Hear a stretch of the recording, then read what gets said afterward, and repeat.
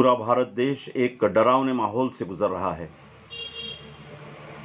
जंग आज़ादी में लड़ने वाले सिपाहियों ने अपनी जान की कुर्बानी देते हुए कभी ये सोचा भी न होगा कि ऐसा भारत 2023 में भारत के लोगों के सामने आएगा।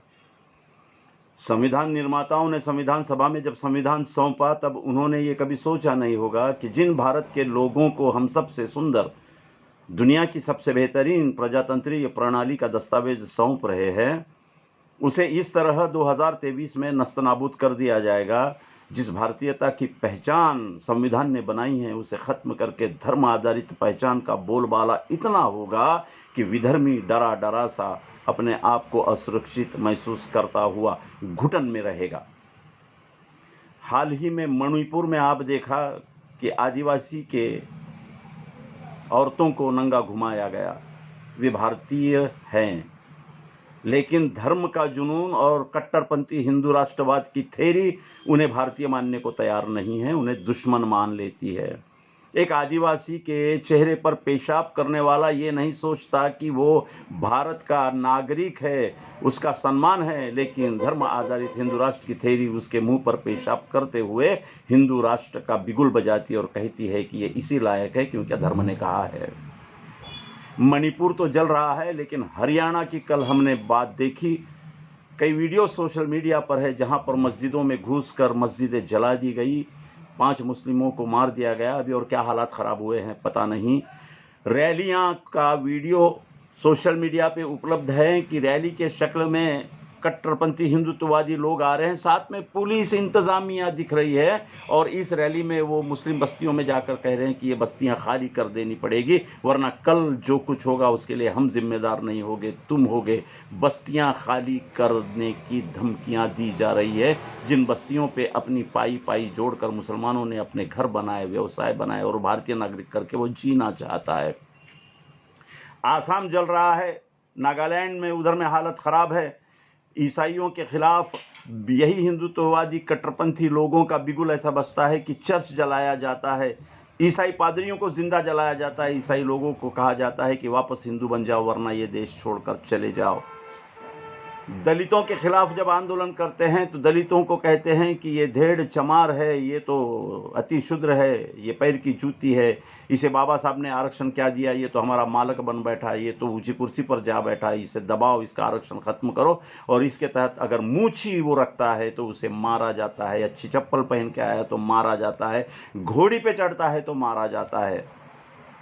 ये सारी प्रक्रिया पिछले 10 साल में इतनी तेज हुई है कि उसके पीछे जो राजकीय सत्ता का दर्शन खड़ा है वो बेहद खतरनाक है।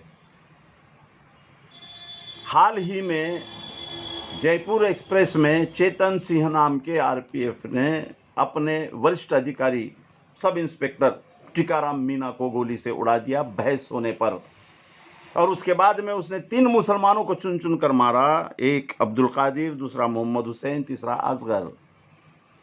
और इनके शव के पास में, मृतदेह के पास में खड़े रहकर उसने भाषण दिया कि इस देश में, इस हिंदुस्तान में भारत लफ्ज़ इस्तेमाल नहीं करता है। आप वीडियो देख लीजिएगा।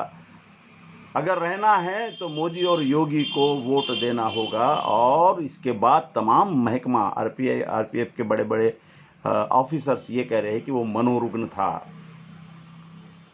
क्या ये कट्टरपंथी हिंदू राष्ट्रवाद की प्रक्रिया ऐसे मनोरुग्णों को तैयार कर रही है? तो उत्तर है हाँ, क्योंकि रेगर नाम के आदमी ने एक मजदूर गरीब मुसलमान को काम दिलाता हूँ करके उठाकर ले गया, उसका लाइव वीडियो बनाया, उसे कुदाल से मारा, फावड़े से मारा, और मारते वक्त का वीडियो अपने भतीजे को बनाने के लिए कहा और वो लाइव में लोड किया। और बाद में वो मनोरुग्ण है, लेकिन उससे भी ज़्यादा वो हिंदू राष्ट्र का जयगान कर रहा है, इसलिए हिंदू लोगों ने उसके लिए पैसा जमा किया, वकील खड़े किए। ऐसे मनोरुग्ण अगर कानून को हाथ में ले रहे हैं तो फिर संवैधानिक व्यवस्था की न्याय प्रणाली कहाँ है? संवैधानिक व्यवस्था की पुलिस प्रशासन की प्रणाली कहाँ है? क्या यही चाह रहे कट्टरपंथी हिंदू राष्ट्रवाद, जिस तरह हिटलर ने अपनी संविधान को धता दिखाते हुए अपनी एक समांतर प्रणाली खड़ी कर दी थी, क्या वैसी समांतर प्रणाली इस देश में खड़ी होगी? तो जवाब है हाँ। कभी मुसलमानों को मारोगे, कभी ईसाइयों को मारोगे, कभी सिखों को मारोगे, कभी दलितों को मारोगे, कभी बौद्धों को मारोगे, और जब ज़रूरत पड़े तो आदिवासियों को भी मारोगे। सबसे दुख की बात है कि सिख, आदिवासी, दलित, बौद्ध, मुस्लिम और हमारे हिंदू समाज के समझदार ओबीसी भाई या समझदार हिंदू, इनका कोई फ्रंट नहीं बन पा रहा है जो ऐसे लोगों को बहुत तेज़ी से जवाब दे। क्या इस देश का विभाजन होने से पहले ऐसी स्थिति पैदा कर दी गई थी? जवाब है हाँ। ऐसी ही स्थिति में हमारे देश की विभाजन की प्रक्रिया को बल मिला था। आज देश तो विभाजन नहीं होगा भौगोलिक स्तर पर, लेकिन मानसिक तौर पर विभाजन करने में कट्टरपंथी हिंदुत्ववादी विचारधारा सफल हो गई है बड़े पैमाने पर। जो मुसलमानों को मारेगा वो अपने आप को मनोरुग्ण कह देगा, जो ईसाइयों को मारेगा, पादरी को मारेगा, जो भंते को मारेगा, जो बौद्धों को मारेगा, जो सिखों को मारेगा, जो ईसाइयों को मारेगा, जो दलितों को मारेगा, आदिवासियों को मारेगा, वो अपने आप को मनोरुग्ण जाहिर कर देगा। लेकिन मनोरुग्ण जाहिर करने से पहले वो हिंदू राष्ट्र का जयगान करेगा।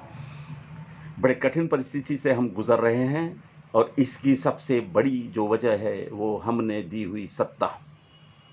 राजनैतिक सत्ता सारे संस्थाओं को नियंत्रित करती है, चाहे न्याय संस्था हो, चाहे शासन प्रशासन की संस्था हो, चाहे अर्थ संस्था हो, चाहे शिक्षण संस्था हो, चाहे सामाजिक संस्था हो, सबको नियंत्रित करने का अंतिम केंद्रीय सत्ता ये राजकीय सत्ता में है। और इसके लिए उपाय यही है कि ऐसे कट्टरपंथी लोगों के हाथ से आने वाले 2024 में हम राजकीय सत्ता छीन ले। इसके सिवा दूसरा कोई भी उपाय नहीं है। लेकिन जिनके बदौलत छीने, जिनको आगे करके छीने, वो धर्मनिरपेक्ष तथाकथित कहलाने वाले लोग और पार्टियों का चरित्र भी हमारे सामने आ रहा है। कि हाल ही महाराष्ट्र में चंद 1-2 हफ्ते पहले, 20-25 दिन पहले जो घटनाएं घटित है कि जिन्हें धर्मनिरपेक्ष कहा जाए, जो महात्मा गांधी जी का नाम लेते हैं, जो बाबा साहब आम्बेडकर फुले का नाम लेते हैं, वो ऐसी ताकतों के पीछे राजकीय सत्ता के लिए चले गए। ये राजनीतिक व्यवस्था का सबसे बड़ा दुखदायी पहलू है।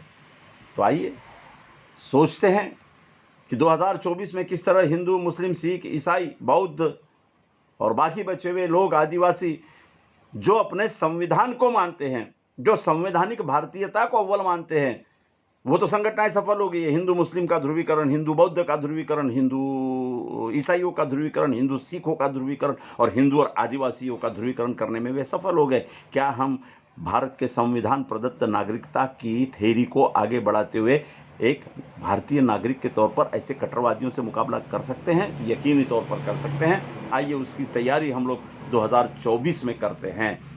क्यों? आइए अपने भारत को बचा लें। धन्यवाद। हम प्राध्यापक जावेद पाशा गुजारिश कर रहे हैं कि जावेद पाशा सर इस हमारे चैनल को सब्सक्राइब कीजिए और हमें आपके सहयोग की ज़रूरत है।